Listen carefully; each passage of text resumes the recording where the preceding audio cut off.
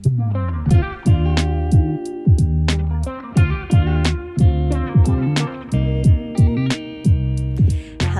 and welcome back to the Nourish with Purpose podcast.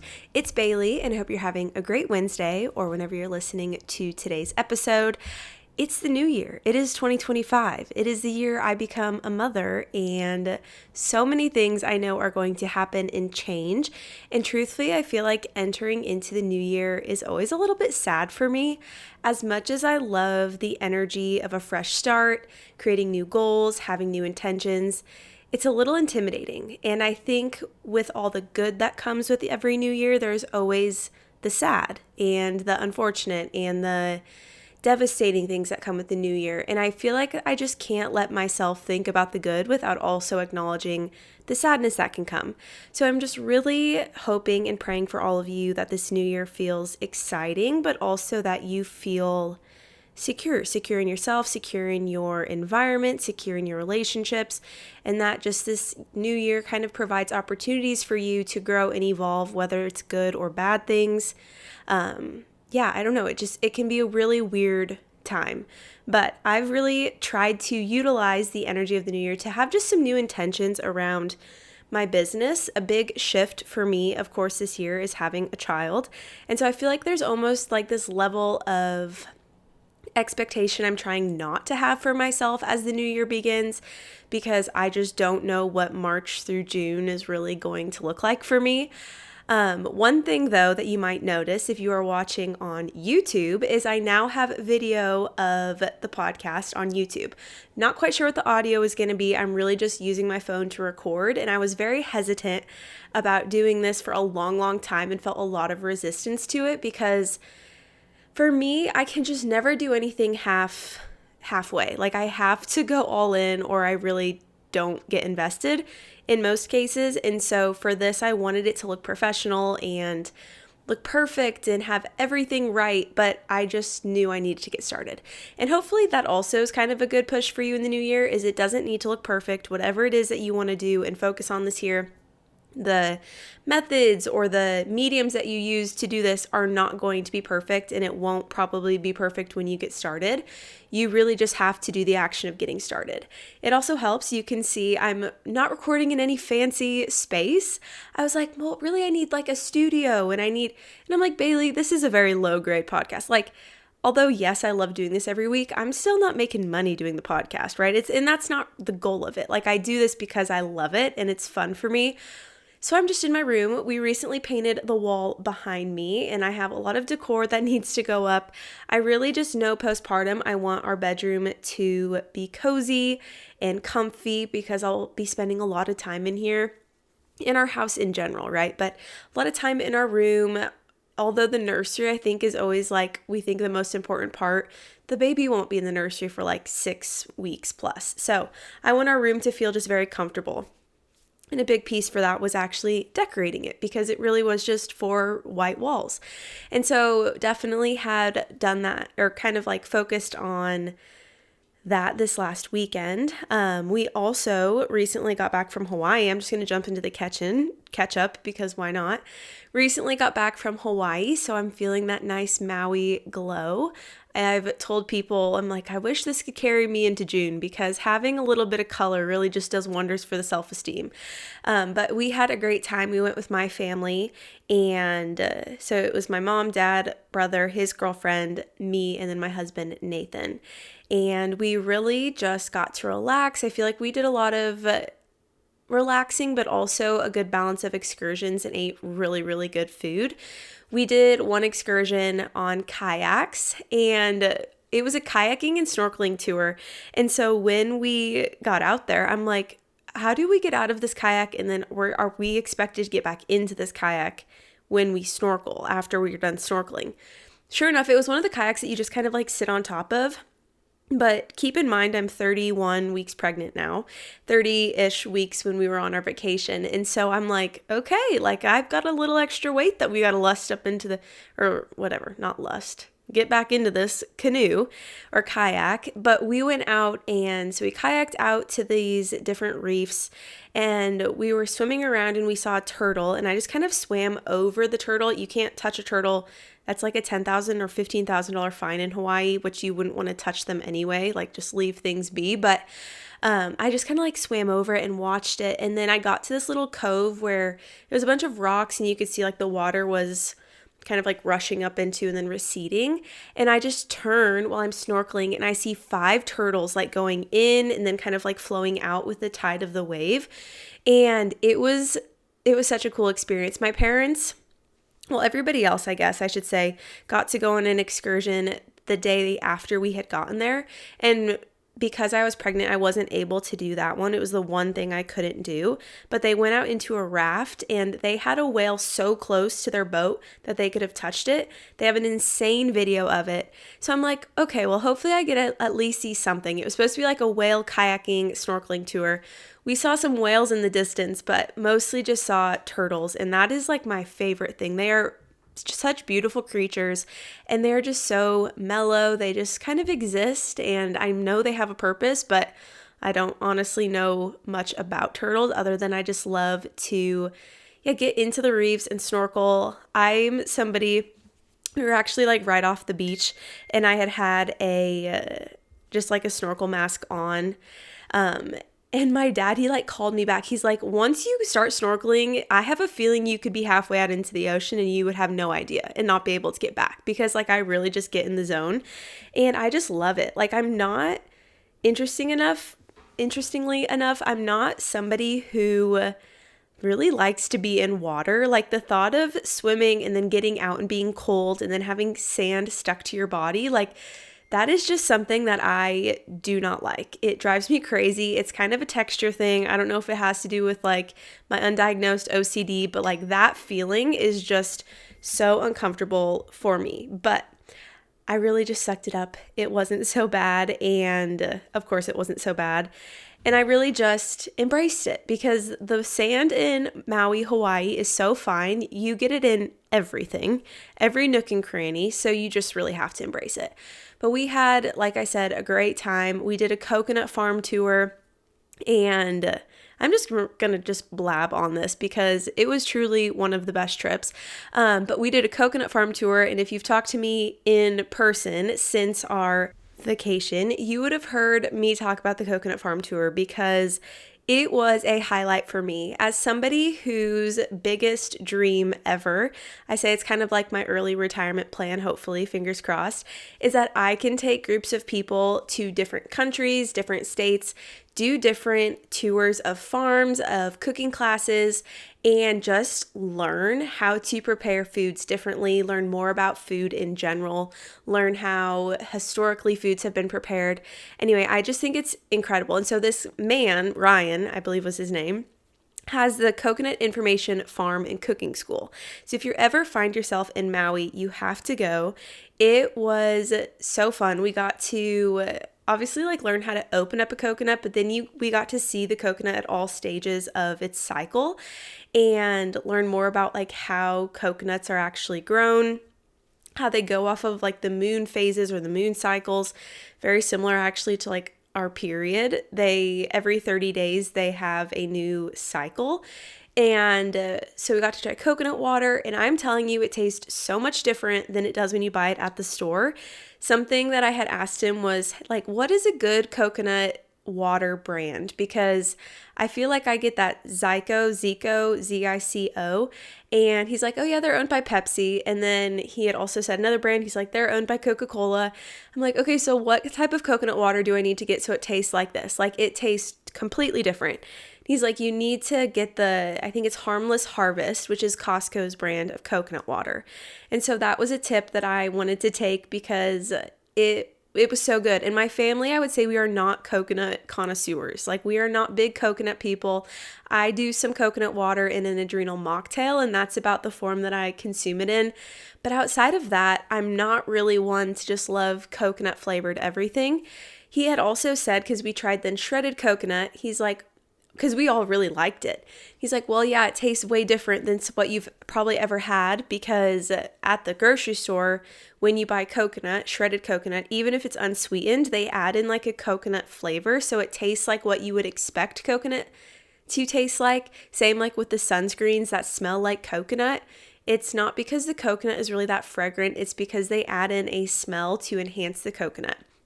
Anyway, so then we made coconut cream. We made noodles out of coconut. What was it called? I think it's called the young coconut meat is what you would say. He's like, if you go to the grocery store, like a health food store, ask if they can order you the young coconut meat. And it's really just like the kind of jelly part of the coconut when it's not super mature. And we diced it into noodles and made like a Thai stir fry. And it was so good. Everybody was so happy. Even my husband, who does not consume desserts or anything sweet, tried the coconut ice cream they made. It was just coconut cream, vanilla bean, some sea salt, and I think that was it. Maybe a little bit of honey. So simple, good food. Again, like I said, I geek out over this type of stuff because it is my dream that could be my full-time job, is to like, not even job, like a full-time hobby, and have the finances to support traveling and doing things like that. So super grateful that my mom jumped on that experience. I had heard about it from Allison. Allison has also been on the podcast. If you go back and look, you'll see her name. But she had done this, I don't know how many years ago it was, but highly recommended it. And it was the best recommendation. I'm super grateful that we were able to go and have time to do that. We actually did it the day we were leaving. So our flight left at 9:30 p.m. and then we got to Denver around like 3 a.m. with the time change and everything. So it was nice that we could be outside, get some movement in, and just really, enjoy a little bit of time before we had to head home. Outside of that, I'm trying to think if there was anything else major. We were just, like I said, we ate good food. We didn't try anything too bizarre. I just ate a lot of fish. Like we had marlin. So there is the South Maui Fish Company, potentially is what it's called. It's like a little fish shack. I'd never had marlin before. Marlin is like that pointy nose fish. I don't know much about ocean life, you guys. I'm based in Nebraska, so obviously I'm not going to, but marlin was like, it was honestly how I could describe it. It was like the chicken version of fish. Like it was very rich, not even rich. It was just good. It was not funky, not weird. Tasted like you're getting a lot of protein in, very stable, not super flaky, like I said. But if you ever have the chance to try marlin, also would highly recommend. That's probably the most like different thing that we tried. Otherwise, we kind of stick to mahi and maybe some ahi tuna, just because we know what those things are, probably because we've had sushi around here that has both of those ingredients. But everything we ate was so good, and just had the best time, like I said, 1,000 times. It was kind of nice that this could double, not really double, we weren't intentionally doubling it as like a baby moon, but the timing was about perfect for us to go on this trip. If I would have gone any later in my pregnancy, I would have just been more hesitant, not because of safety, not because of worrying that I'm going to deliver, but truly just because of sitting in an airplane. I was just uncomfortable, like my mid-back on the way home, because I had hit 30 weeks on the way home, but my mid-back just got super tight, super uncomfortable, and I wanted to crawl out of my skin basically the entire first part of our flight home, just because I could not fall asleep. And it's like from 9 to 3 a.m. So like you're expected to sleep in like a seated upright position. United apparently did not ask their consumers or their customers what types of seats are comfortable on an airplane, because it was so terrible.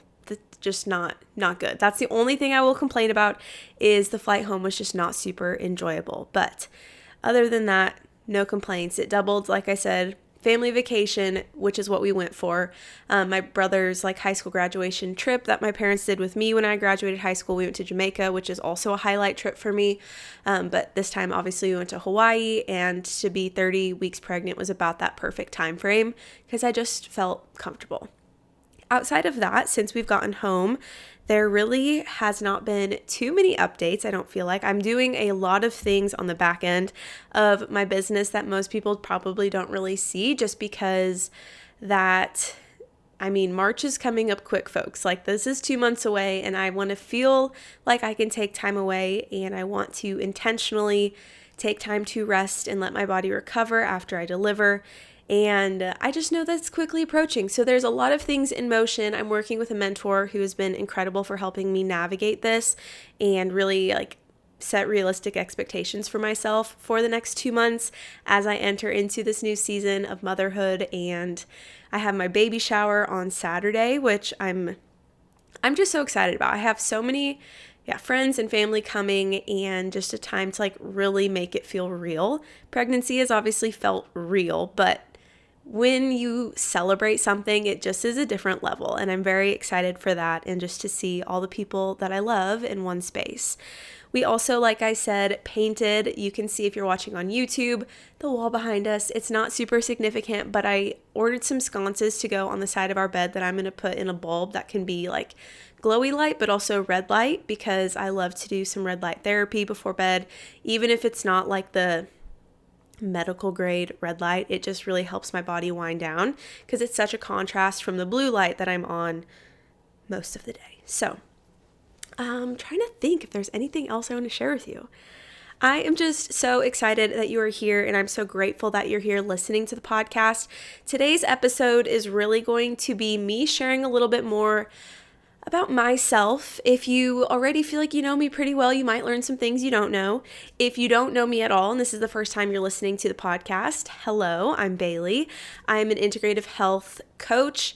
I'm also a certified personal trainer. I'm a wife. I'm a soon-to-be mom, and I'm based in Nebraska. So really what I do, I feel like, especially because I started this 3 years ago, my business, Divine Purpose. And Divine Purpose, I feel like most people actually don't know that is what my business is called, because I never really talk much about it. I don't promote my business as Divine Purpose. It really feels like I am more so the face of my business, and people contact me versus going through my website. Anyway, all of that to say, I started that and became an official LLC 3 years ago, and I always get my dates wrong, so I'm going to say roughly 3 years ago. And I really feel like when I got started 3 years ago, it was even more daunting than it is today, because there were not a lot of people doing what I'm doing. And I don't say that out of what I'm doing is so unique or so different, but especially with where I'm based, being based in the Midwest, everything, like I said, like I typically say, tends to start on the coast, where I got certified through the Institute of Integrative Nutrition. That's based in New York. There's a lot of people out of California, and it all just kind of slowly inches its way towards the Midwest. So I would say we're not typically the first to be hip on trends or on different modalities of healing, but I've seen a lot of naturopathic doctors and practitioners come to light since getting certified, and been able to connect with them and really just grow my business with the purpose to truthfully help women actually enjoy the process of helping or supporting their body and healing their vessel. I, refer to our body as a temple or a vessel that God has given us, and we really should be stewards of our vessel. We need to be taking care of our body. We need to, and I firmly believe that, you have been given this body, and although maybe historically you've learned one way to take care of it, there are so many different modalities, and this is not to go against ever Western medicine or disregard what those people are doing, because it's impactful, it's incredible, it is a sacrificial type of job. But what I do is definitely more holistically health focused. So I focus a lot on nutrition. I focus a lot on inflammation, reducing inflammation. Really, that stemmed from my own health issues. When I was 18, I learned I have fractures in my L4, L5 vertebrae and a bulging disc. I'm going to sound like a broken record if you've probably heard that many, many times if you've listened before, but I like to reiterate that injury is still very much present. It's not like it completely went away, but I lived with chronic pain for a very long time until I recognized that what I was doing and how I was treating my body was not supporting the injury I had. And so this looked like going to college and eating late at night. I had about a 30 to 35 pound weight gain, and that's fine, right? Gaining weight, it happens throughout all stages of life. We might notice weight gain, weight loss, our weight can fluctuate. But for me, it was inflammation. Like if I look back and look at photos of my face, like my face was puffy, my body was puffy. I felt like I was retaining water, which makes sense because when you're inflamed, how your body tries to protect itself or protect an injury is by swelling, right? Retaining water. That's why your body might look a little bit puffier because it's trying to protect itself. It's a protection mechanism. Same with if you notice you've got fat storage in certain areas, like that low belly area. Sometimes as women, if you've historically had very painful periods or PCOS, that's where your body stores fat because it's protecting an area of your body that needs a little bit more maybe insulation, or it just needs a little bit more of that protection layer. And so that felt very, very uncomfortable for me. And I got to a point where I would just cry. Like I remember getting in the car with my mom and crying, like, I hate my body. I hate my body. My body's failing me. What is going on? I did 2 rounds of steroid injections, some different medications, and nothing provided relief until I actually recognized that the issue was my lifestyle. And that's hard to recognize. Like, I don't think a lot of us want to admit that we're doing things wrong because, I mean, it's humbling. It really is humbling to look at your life and be like, yep, I'm not supporting this vessel. Like, I am treating my body like it's disposable, and it's not. And so what do I need to do to change that? And that was when 2020 kind of hit. My mom had some health issues, and I got to move back home because of COVID. And I really think that saved me in a lot of ways, saved my body, saved my health, because just the college lifestyle was different. And I think from 2020, I was just talking to my friend Katie about this, I really look back and I feel like a completely different person since that time frame. And I think that's a really great thing. And I think a lot of us do just change in your early years because life is different. You figure out what you want your life to look like. You support your body differently. You meet people. You build relationships. I met my husband, Nathan, at the time, obviously not my husband. And then we got married in 2021. Again, I'm horrible with dates, so that could be wrong, which is terrible. We've been married 3 years. So all of that to say, that was when I started to actually pay attention to my body. And I was going through Nebraska Wesleyan, and I got my bachelor's degree in health and fitness studies with a minor in psychology, then got certified in personal training, then got certified in integrative health coaching, then more recently got certified to read blood work and do blood work consultations. So I've just continued to grow and evolve my business over the last really 3 years and make it something that, like I said, is with the intention of helping women find joy in supporting their vessel, because for me, it was not always a joyful experience. I went through seasons of disordered eating patterns, over-exercising, under-eating, tracking my food intake for 2 years. Like, it wasn't what I was doing. When I was doing what I thought I needed to do to support my body, I thought I was doing everything right. And not to say I maybe wasn't doing some things right, but looking back, it wasn't fun. Like, everything I did to try to heal my body initially was out of self-hatred, and self-punishment. Like, I was just punishing my body by over-exercising and not giving it food because I thought that's what I needed to do in order to get smaller and smaller. I thought once I got smaller and smaller, I'd finally be happy, and that just wasn't the case, right? And so I just share all of this because we're entering into season 2 of Nourish with Purpose, and some of you, like I said, might be new, but also just to kind of like reiterate where my business stemmed from, where it came from. I also always like to reiterate, I don't work for anybody else. I don't sell a product. I don't promote a certain line of products. Something I share pretty passionately about on here is my dislike for major supplement companies or like the granola bar diet. I often refer to, if you want the name of what diet I'm talking about, I will share it with you one-on-one, but I really dislike these programs, even Weight Watchers. You know, I know it works for people. I know they've definitely tried to make it more holistic, but it's these major companies that were really formed with the desire to prey off of women who are very uncomfortable in their body and play on their emotions, that weight loss should always be your focus. And that's how they grew their business. Even if they try to look more holistic on the outside now, it all really is deeply rooted in playing off your emotions and making you think you're not adequate enough. And so with my business, I wanted to do things differently.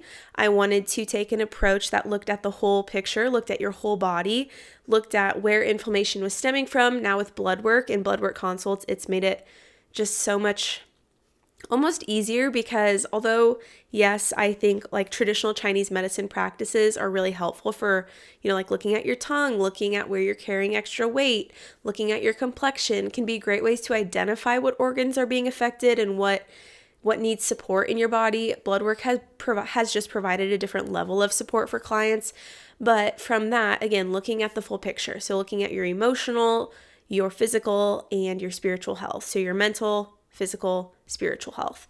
And all of those things, I think when they are really aligned together, is really the definition of true wellness. And you will truly feel well if you're able to find alignment in all three. Obviously, understanding that throughout different seasons of life, things are going to look different, right? I think sometimes when I think about my journey, I had put so much energy into my physical health that really my emotional health is what was suffering. And I didn't recognize at the time that those three really needed to be intertwined, which is what I've created this podcast to be focused around, right? Nourishing your mind, body, and your spirit, because those three things are what I just really believe like that is the definition of true wellness, when you feel really confident and comfortable in all three areas. Not to say one might not be stronger than the other. For me, I typically gravitate towards physical health, but always trying to think about how I can slow down. I am a go, do 1,000 things in a day type of person.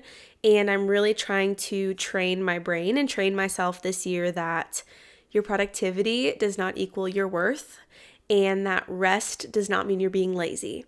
And that's something I'm going to have to really focus on and really work on as I take time away from work in these following months. Hopefully the podcast can keep going. I'll just bring the little guy with me and have him on here on the video as well as this keeps going, and it's posted to YouTube every week. But I post on Wednesdays. Obviously, if you're here, you probably know that. But every Wednesday, post a new podcast. I'm so excited for season 2. I feel like this is just a evolution of me, really. Season 1 was over a year. I didn't really know if I would do seasons anyway of podcasts, but I took a 2-week break, so thank you for understanding that too. But now it's just like this, I feel like I'm like stepping up, and that there's just things that are happening in 2025 that are providing me an opportunity to grow and learn and set more long-term goals that are less me specific, right? Like when you have another human that you're taking care of, and I even noticed this from getting married too, your life just changes, but it's always for the better. After I got married, like my life there was a season where things got a little bit difficult for me just because I had some personal things I was going through, but ultimately, like my life has only improved since getting married, and I have a wonderful, incredible husband. His name is Nate, or Nathan. He goes by either. I call him Nate most often, so you'll hear his name as well on the podcast. And so I know just as becoming a mom, it's going to do the same. So I'm keeping expectations low for myself, but also understanding that I'm very passionate about what I do and the work that I do and the people that I connect with. It is truly what I believe my mission is. I do not believe it is my purpose, because my purpose, and we talk about this often, especially when I have guests on, as I ask the question is, your purpose is not the job you have. It's not the role you play, but it is what God has given you to be really good at maybe some of those things. And so I really think I'm a caretaker. I'm a helper. I'm a type 2 Enneagram, which I don't dive too much into that, but I like to help people, and I like to find solutions for people, and I like to support people and just be a light for people that feel like things are really dark. And I think we all just go through different seasons where life feels really heavy and dark. And although I'm not always feeling positive and happy and encouraging, I really do try to embody that when I talk to people and not be negative, because I think there's enough of that happening around us that I just hope to be different. Like I want to approach it differently.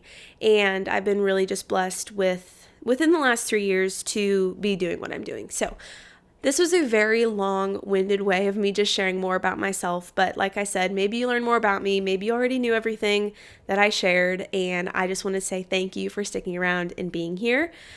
Today we are diving a little bit more into, like I said, my story, but also inflammation in a whole, and what inflammation can look like, the different phases of inflammation. I really am jumping into this because was it last Friday? Last Friday was technically Quitter's Friday. So if you start a New Year's resolution, typically you will have quit that by, I think it's the second Friday of January. And I want to hopefully encourage you not to quit that habit and to stay consistent with it, because I believe in you, and I believe that whatever goal you set for yourself is very doable. And so I want to kind of approach this.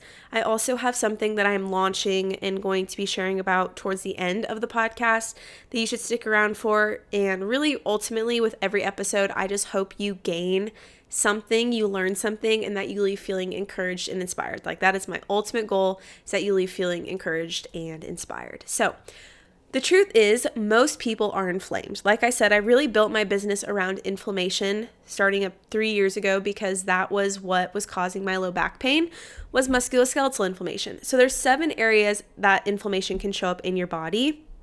Most commonly in the past, I used the inflammation assessment to do this with clients.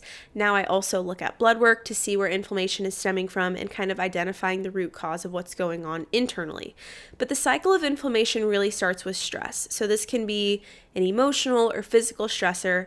From there, it might show up as a minor symptom. So this could be, for example, like redness or acne or a rash on your face. From there, if you don't do anything about it and you choose to ignore the minor symptom, it can lead to a major symptom. So I would link any sort of skin condition typically to gut health. So you have poor gut health, maybe you've got bloating or irritable bowel syndrome, constipation would be a symptom, diarrhea, you notice you can't leave the house, or that you're really adjusting your lifestyle to support this negative symptom that you have. You can't leave the house, you can't be social, you're worried about going to do anything because you don't know how your body's going to respond to food. It can be a very overwhelming thing physically, but also it's going to impact your emotional health, which cannot go unnoticed, okay? And then from there, truthfully, is when it progresses to chronic disease. So if you notice a stressor, right, and you don't tackle the stressor, it's going to show up as a minor symptom. You ignore the minor symptom, it's going to show up as a major symptom, or I should say it most likely will. And then it can show up as a chronic disease like colon cancer, which we know can stem from a gut issue, right? So that is where we see the cycle of inflammation progressively get worse if you're not handling things that could really be handled much sooner on or earlier on in the process. So common signs of inflammation that I see are really the internal symptoms are bloating, upset stomach, constipation, brain fog, joint pain, weight gain, painful periods or headaches. And then the external symptoms that you will see then as a result of an internal symptom would be weight gain, water retention, painful periods, having a puffy face, which is what I look back at photos and notice of myself, a fuzzy coating on your tongue, acne, or rashes. So anytime somebody's like, oh, I have this really persistent rash on my face, I am never really the one to be like, oh, well, you should put on like a topical product, even if it's a very holistic topical product. Not saying that can't support, but like a tea tree oil, right? Maybe I'll say, yeah, let's put on tea tree oil on that area if that's what I would think would be the best route. But ultimately, like, we really do need to be looking at what you're eating, your sleep, how you're managing stress, how much water you're drinking, and how your body's able to detoxify naturally, right? Increasing circulation in your body. So there's a lot of things and modalities that are pretty foundational that we can integrate to support and reduce inflammation, but ultimately we need to identify what the root cause is. So I want you to think about what your worst symptoms are right now. If you're listening to this and you have some, take a chance or take a moment just to write those down. That way you can kind of look back and maybe even date the page, like January 14, the day I'm recording this, 2025. These were my worst symptoms. And circle any of them that are ones that you notice every single day. If it is something that you notice every single day and you notice most of these symptoms fall under that category, I'm really going to encourage you to get some level of support. I'm not saying that it needs to be me. I'm not saying you need to invest a lot of money into it, but really, like, it's time to pay attention to what's happening in your body. I think 2025 for anyone should be the year of not ignoring major symptoms, myself included, right? Like having horrible headaches after a long day of work. Like, no, Bailey, then you should not sit on your phone and scroll because you're ignoring the major symptom, which is, and it's technically a minor symptom of a headache, but it could progressively get worse, lead you to not be able to sleep. And then the habit that you utilize when you can't fall asleep, if that is your phone, again, it's just like adding to the problem, which is a cycle I found myself in 2 nights ago, which was so unlike me, was to doom scroll on Facebook of all places, which it is just an odd place when you get into the depths of Facebook, but was very unlike me. But for some reason, like, that is just what I did. And I don't love that. I didn't wake up feeling great. I didn't wake up feeling like energized to take on the day. The next day I was exhausted. And so I think this should just be the year we don't ignore minor symptoms. And we especially should not be ignoring the major symptoms. So how do you know the difference between acute and chronic acne? Not acne, inflammation. So acute inflammation is going to be an immediate response that happens in your body that goes away or heals with time, right? So you think about an infection or tissue damage. You get a cut on your skin. That's typically going to go away within a week to 2 weeks, and you're going to be fine. Chronic is more long-term, so several months or maybe years, and this often lasts as long as your body needs to repair, overcome, or really just manage the damage of the issue. And so there's no guarantee that this even gets better with time. Some people have chronic inflammation, and if you're consistently not doing things to support the inflammation, it could last your entire life. For some people, maybe they'll do nothing and they wake up one day and it goes away, right? That's going to be the outlier case. In most cases, if you're not addressing inflammation and doing things actively to reduce it, it will not just go away with time. And that is how acute and chronic is different. So the 7 types of inflammation are going to be brain and nervous system inflammation, digestive system inflammation, detoxification system, your blood sugar and insulin system, hormonal system, your musculoskeletal system, and your autoimmune system or autoimmune inflammation. So those are the 7 types, again, where you might see inflammation show up most commonly. I utilize the inflammation assessment in conjunction with blood work to really see what symptoms are most persistent, but also to get an idea of what they're kind of ranking. When I know what symptom aligns with which system, it becomes a little bit easier to know where our primary focus needs to be with time. We're always going to focus on the foundations first, very foundations focused. But after that, then we're like, okay, we need to get a little bit more nitty gritty. If you have blood sugar inflammation, blood sugar and insulin system inflammation, that's a sign maybe, although yes, you're eating 3 meals a day, maybe the timing of them isn't quite right and you are following a very intense workout by not eating for hours and hours and then having a cup of coffee to break that fast. That's going to be an issue with your blood sugar. So we really have to think about how we can support each specific system once we get kind of a general support of all. And I really think a big piece, and this is why I talk so much about food, a big piece of why people are inflamed is the food quality that we consume. Unfortunately, there's really just not a lot of regulations around our food, which is kind of interesting because I'm not going to get into all the nitty gritty and what I believe and what I don't believe in, what programs or companies that I support or don't necessarily love. But there are things in the grocery store when you go shopping, I would just encourage you to take a look. Like if you see an energy drink that tastes like Skittles and it's like a Skittle flavored energy drink that is bright green, you should maybe raise a little bit of a question mark. Like, how is that like allowed to be in a grocery store, but I can't go buy raw milk legally? I mean, you're not going to get arrested for consuming raw milk, right? But raw milk is still illegal in Nebraska. It's like, but you can consume that. like a slew of different chemicals, a different ingredients, probably 40 ingredients on that ingredient list. And that's totally normal. That's totally acceptable. But like having a very single source product is not. And so I really think it just becomes a chance for us to be aware of what we're eating. And the thing is, and this is where when I started my business, I was very exercise focused, very movement focused. And I'm like, not everybody wants to exercise. I know a lot of people that don't want to. I sometimes don't even want to exercise, and I'm pretty passionate about it. Like I love to move my body and strength train.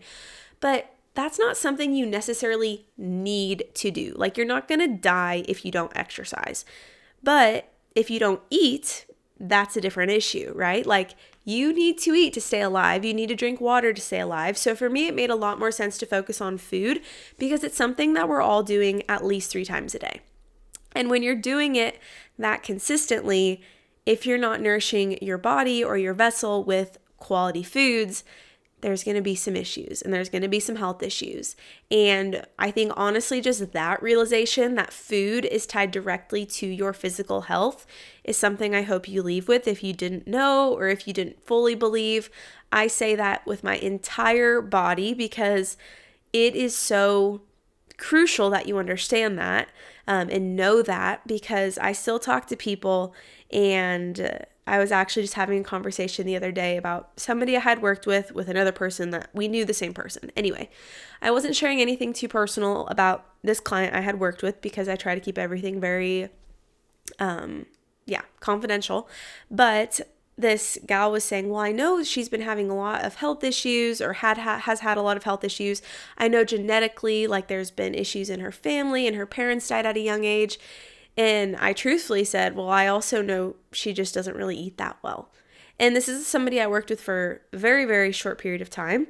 And just based off of the program I was running, it wasn't a one-on-one client. It was more of like a month and a half long program I did with this person. And I said that, and I know that sounds very bold and maybe sounds very judgmental, and it doesn't come from a place of judgment. It comes from a place of like, there's maybe just a level of understanding that's not there around the quality of food, but also like to put blame on your genetics and totally disregard. Like then I was like, well, I know she at least at the time was not eating super well. And I think that can cause a lot of things. And this person just kind of was like brushed it off like, oh yeah, well, I know, there's health issues that run in the family. And again, I know that might sound really brutal and that might sound judgmental, and I don't mean it in that way at all, but we can't just brush off that food is not impacting your body, because it is. Like what you're eating every single day is impacting your health. Whether you notice the symptoms or you recognize the symptoms or not, it's impacting your health for the better or for the worse, right? If you eat a really good meal, you feel really good and really confident about what you made, and then the next day you go out to eat at like a McDonald's, hopefully you can at least tell a little bit of a difference between the quality and how your body responds to that food. I notice a huge difference, which is I always tell clients, because they'll come to me and they'll be like, I used to love Chick-fil-A and now I just like don't feel good when I eat it. And I'm like, it's the awareness. Like you need to be so proud of yourself, because that's that mind-body connection. Your mind is actively aware of how your body is feeling. That's a huge, huge deal. And I know sometimes it's not the most enjoyable deal. Like it's not the most fun, because you're like, well, I want to go back to eating in this way sometimes and be able to enjoy my Chick-fil-A without feeling terrible. And that's where there's always going to be a balance to be found with that. I don't ever say you can't eat those foods again, but it's just recognizing again how your body's feeling in response to what you're consuming. And so I also always say there's 10 companies that are owning 80% of what's in the grocery store. So if you think you're buying from a small company or the label looks really healthy, and there's a lot of health halos is what I call it, a lot of things that are saying like, oh, organic and non-GMO and low calorie and fat-free and sugar-free, that raises the biggest question mark for me, because it truly cannot be all those things. And if it is all those things, I'm curious how they're going about that. So I always flip over the package and I'm identifying what the ingredients are. Most often than not, you're going to notice the ingredients aren't super great. Don't really fall under that anti-inflammatory category, right? They're not super health supporting. Maybe you don't know how to pronounce them. Maybe it's an artificial or natural flavor or an artificial color. Like those things should raise a question mark. just some ingredients should raise a question mark. And there's a whole list of anti-inflammatory foods, which I'm not really going to go through on today's episode. I think I've shared that a lot if you want to go back and listen to other episodes. But I also do that within the coaching work that I do, is we dive into foods that can cause inflammation. Obviously, foods are not the root issue of why you're inflamed, but they could be irritating something in your body that's causing that inflammation. And so it just matters what you consume. I just want to reiterate that. Foods that are not necessarily great for you are also going to be addictive. You're going to notice you want to eat a lot more of them, and you never really feel full or satisfied because, like I said, they are created and engineered, literally engineered in a laboratory to be addictive, so you want to buy more. So we just need to be aware of what we're consuming. And I always think if we can get it back down to the basics, like strip everything away and think about what has God given us in its most natural state to support our body. Herbs, fruits, vegetables, healthy fats, animal protein sources, water, quality water, mineral-rich water, sea salt. Like, some of these things are so natural in their natural state. Obviously, there's going to be some modifications maybe made over time, or even like maple syrup or honey. Those are natural sweeteners. But at the same time, they have had some interaction through a company or a factory to then provide that product. So I'm not saying it needs to be like 100% you need to go to your backyard and pick all your food and only eat that, or raise all your own animals, have a milking cow. That doesn't feel very realistic to me, so I would assume it probably doesn't sound very realistic to you. But just that like awareness of like what is in its, for the most part, most natural state. What has God given us to support the vessel He's given us, and do more of that, right? Do more of it. I'm not even giving any boundaries or guidelines around it. I'm saying just do more of it. If you're doing a little bit, like just do a little bit more. Push yourself a little bit more to have meals that look a little bit more colorful, feel a little bit more nutrient dense. Drink water that is rich in minerals versus just a plastic water bottle in your fridge. Like, just take a little bit of like a step up from what you're doing. And it doesn't have to be in every area, right? I typically start first with focusing on stress, boundaries, emotional health, and then we dive into food, because I think that is kind of that next phase that is so crucial and important to your overall health. So when we think about inflammation in a whole, right, it can be very difficult to know where to start. We're like, okay, so yeah, you're talking to me. I hear this. I understand, like I could eat better, but like where do I specifically start? I think especially when we start thinking about the 7 areas that inflammation can show up in your body, it's a little like, okay, what area do I start in? Or how do I even begin approach supporting my brain and nervous system? And so this is where I have created a program. It's called Inflamed to Inspired. And within this program, we focus on each area of inflammation specifically, and then each week take action plan steps forward to support that area. And this has made it feel very tangible, I think, for clients of mine to actually tackle inflammation. And I'm not one to pitch a lot of things, and I really don't want this to sound that way at all. I just want to be transparent about like how you can actually get support with this. And because it's so much of what I do, I want to provide a resource for you. You can obviously just take the information and disregard all of this, and that does not hurt my feelings. But this is something that is running again on January 20th, so we are starting it back up. Last time to sign up is going to be this Friday. That is the 18th, to get signed up for the program. But really, within this program, when I create action plan steps, and so this is even if you were going to do this independently, you want to think about, okay, what's an action plan step to support my brain and nervous system when it comes to my mind, a physical action plan I can do, and a spiritual action plan. So when I create action plans, it's always going to look different with each client, but within this program specifically, I've created them with the mind, body, and spirit in kind of those 3 steps, so that each week you have 3 things to focus on moving forward. So this is a great practice or great tool I'd recommend for you if you're like, okay, yeah, I got this. I'm ready to do this. I'm going to do this independently, but I want to know what I need to do to support my body. Each week, I would recommend on like a Sunday, you set 3 action plan steps for yourself that week to support your mind, body, and spirit. And that, I think, makes it feel a little less daunting to be like, okay, there's a lot of inflammation in my brain and nervous system. I have to do 600 things to fix this. Like, what does that look like? No, you need to do 3 things. 3 things, get those habits down. You don't even need to come up with a new 3 things every single week. But if you do 3 things one week, and then that next week you're like, I feel like I got those habits down. Obviously, they're not technically habits that have been formed because it takes a lot longer time to do that. But you should have some of those ideas down. Maybe it's become more comfortable, it feels comfortable or tangible to do that. So what you're going to do then is come up with another 3 things, or maybe do those 3 things, but then add something to it. And this really just gives your body a chance to feel supported. And I think when we support our body responds in a way that we probably appreciate, right? When you don't support your body responds in a way that you don't appreciate, which is going to be a minor or a major symptom. And so just kind of creating and building that trust with your vessel is something that I think is one of the most incredible things to watch people experience, because you start to understand that your body knows what it wants. We've just been trained and conditioned to not know how to listen to it. And most often it's because we don't slow down enough to listen to it. And I think this is where I notice, I'm going to call myself out because I know I've done this in the past, is when you see a program and you're like, oh, I really should do that, but I don't have the time.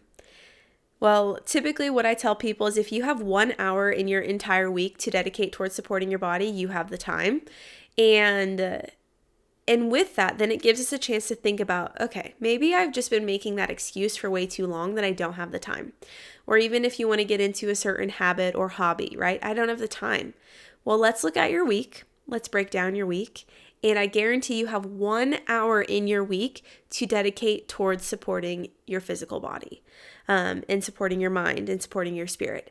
And it really just comes back to not wanting to slow down, being stubborn and not wanting to slow down enough to recognize the signals your body is sending you that something is off, that something is not right, that something feels uncomfortable. Or if you're very in tune with your body, right, you're going to start noticing, oh, I'm really thirsty, but I've drank a lot of water today. Like, why am I still thirsty? Oh, I didn't add minerals to my water. So that's why I feel like I have to pee all the time and why my brain still feels a little fuzzy. I'm just not my adrenals aren't getting the support they need. Or you notice, your hunger and full signals, right? I'm one historically that has definitely eaten too fast and ignored my full signal. But I've really tried to slow down my eating. So if I'm eating and then before I go get seconds, I'll just sit there for a while and be like, okay, what does my body need to feel supported right now? And I love that question. And I ask that question to clients is, what does your body need to feel supported right now? And I encourage them to reflect on that frequently throughout the week, because when you ask your body what it needs, your body does communicate with you. And I know that might sound really woo, might sound really wackadoodle to some of you, especially if that's a very foreign, I don't know if I buy it concept. It really is true. And it's something that has made it feel so much easier to actually take care of myself when I recognize that my body's communicating. And you can also identify what supplements you need, or what you're not getting enough of in your diet, or what type of movement your body is craving. Right now, as I'm sitting here recording this, my body is craving a walk so bad. We got up this morning and had a baby appointment in Lincoln, and then came home. It was a 20-minute appointment, which they just are very short and sweet this time of pregnancy. But I'm I want to walk so bad. My body just craves movement. So after this, I'm going to go do a little bit of a stretch. I have a couple client calls today, so I won't be able to walk until later today. So I'm my body just needs movement. So I'm going to go do a stretch. We're going to open up the hips. We are going to get moving, because I'm sitting here. I can feel the tightness in my hips. Even maybe you close your eyes. What does my body feel like? Where is it tight? My hips feel so tight. What can I do to listen to my body, respond to that symptom that my body is throwing me, and do something about it? the action of doing something about it, I think, is where we get hung up, where we stop ourselves, because it's like, well, I don't have the time. I promise you have the time. It's about making the time. It's about identifying what window of time you have in your day to listen to your body, to actually sit down with yourself in silence and reflect on what is going on. Okay?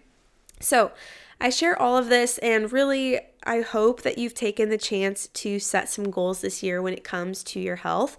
But I hope you leave understanding what the best route of supporting your body can look like.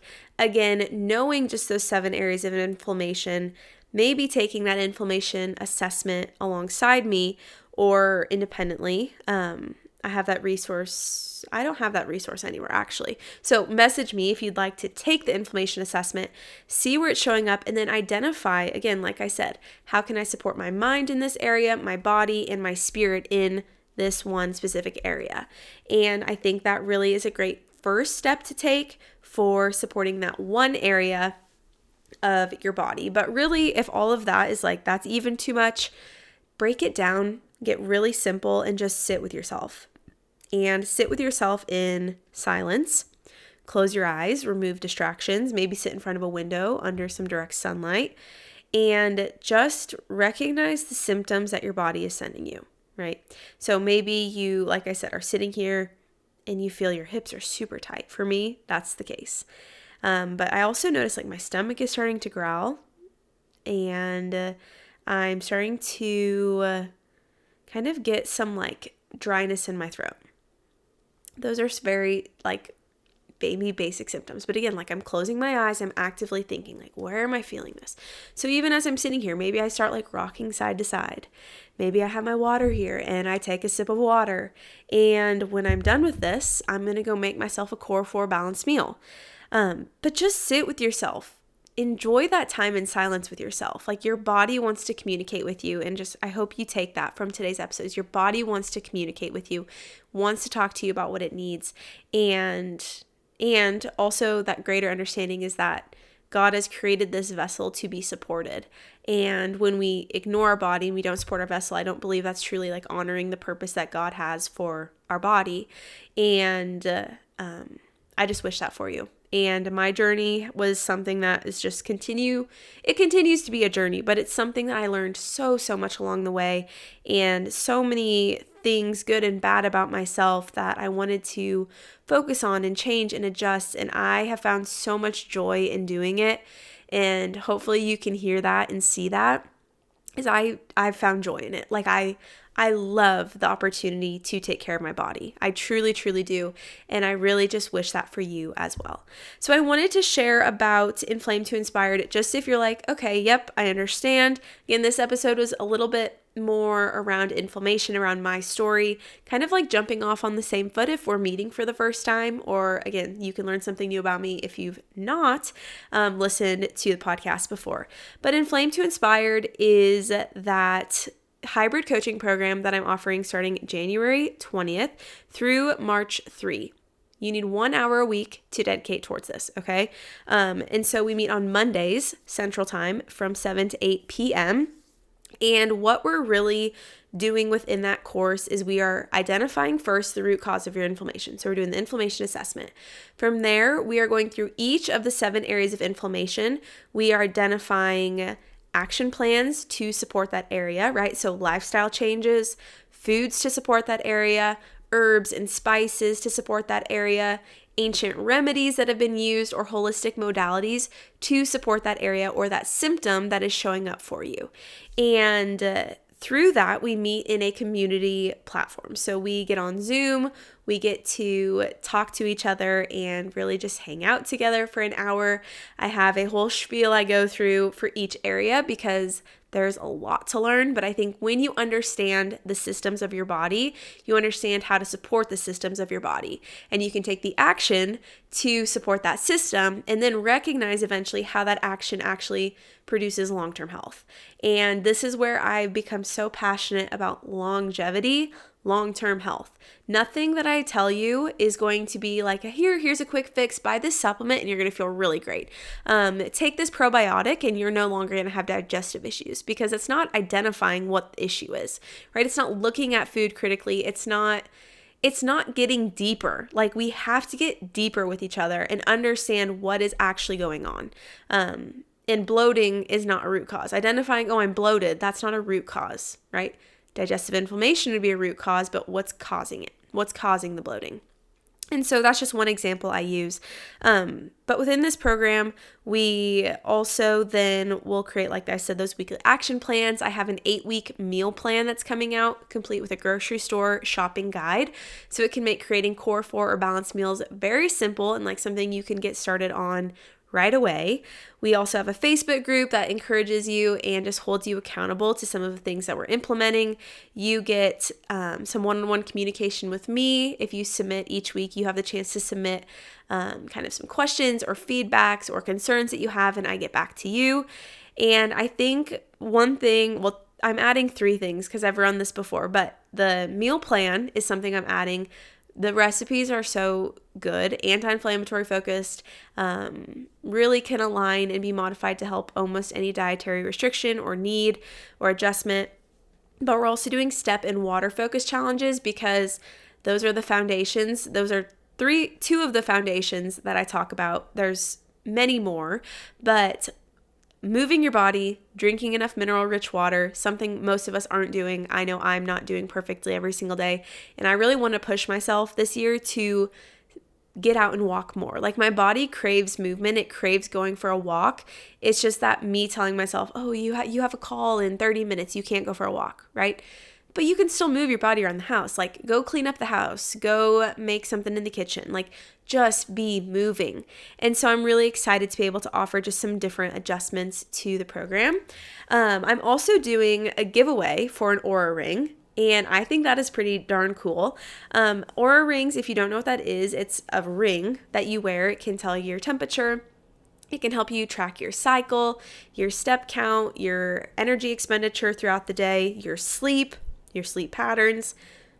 There is so much that it can do that I honestly don't even know about because I feel like they're always kind of evolving it. But anyway, I'm offering that based off of both referrals. It's kind of like a point system, but referrals, but also your consistency of showing up for calls and your participation in the program. Whoever then has the most points will get that free Aura ring. And again, I'm just offering that because I want to be able to support women as they navigate this, maybe for the first time, or if you're very well seasoned in this world, there's going to be new things you learn as well. I would assume, because I'm continuing to add to the program things that I personally learn. I feel like I could do this job forever and ever, and I would never learn everything. And so I'm a lifelong learner, and I want to just give as much back as I can. But this program is something, it is all going to be linked in the description of today's episode, or if you're watching on YouTube, it's all going to be linked down below if you'd like to get more information on that. Like I said, the time is kind of short to get signed up. You have a few more days. There are limited spots. I am pushing up the limit because we've already reached the max of it, but I'm going to invite more women into the space just because it's the new year. It's the last program I am running before baby.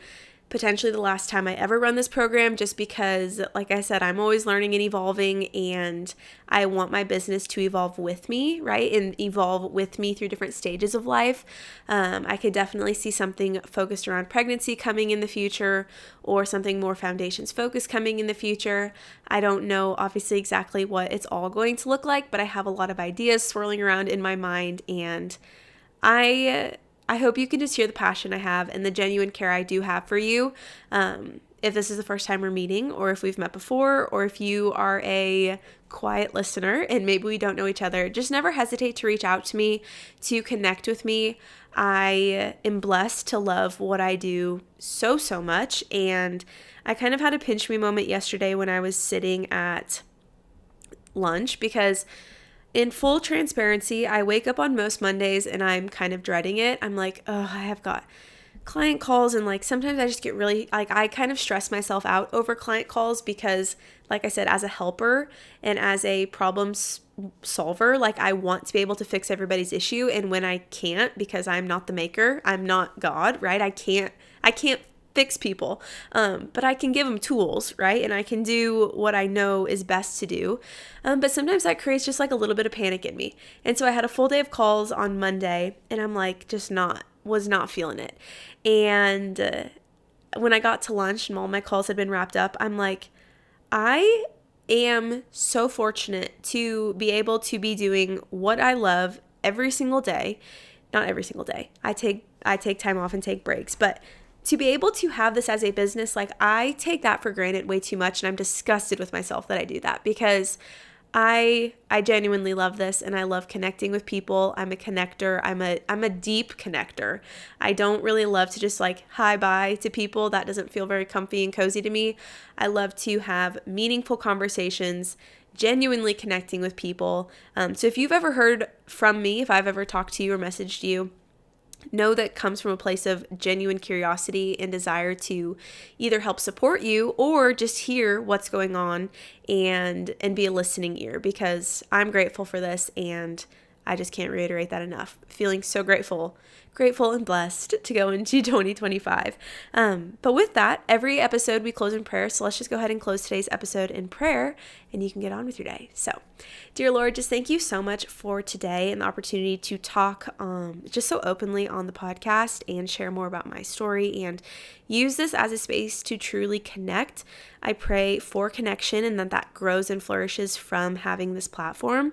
I also just pray for whoever is listening to today's episode that they leave feeling encouraged and inspired and honestly just ready, and that it feels realistic and attainable to support their whole body health, support the vessel that you've given them, and that they are able to move forward today and be safe and feel comfortable in their environment and in their body and in their relationships, and that you just protect them as they go about their day and their week until we get to talk again. In Jesus' name we pray, amen. All right, so with that, if you're interested in following along with my life outside of the podcast, you can find me at Nourish with Bailey on Instagram. Otherwise, Bailey Seaton on everything else. And again, we are on YouTube now, which is kind of fun. So if you want to actually watch me talk, which has been a little weird, I didn't know how this would go, you can also do that as well. So I am so grateful, like I've said a bazillion times, for you. Thank you for listening to the podcast. Send this episode to somebody you love if you think they might be interested, or any episode that you've maybe listened to in the past. Again, if you are new around here, the first episode I ever recorded was a full in-depth of my whole journey, and so that would also be a good place to start if you want to get to know each other a little bit better. But with that, I will talk to you again next Wednesday. Bye.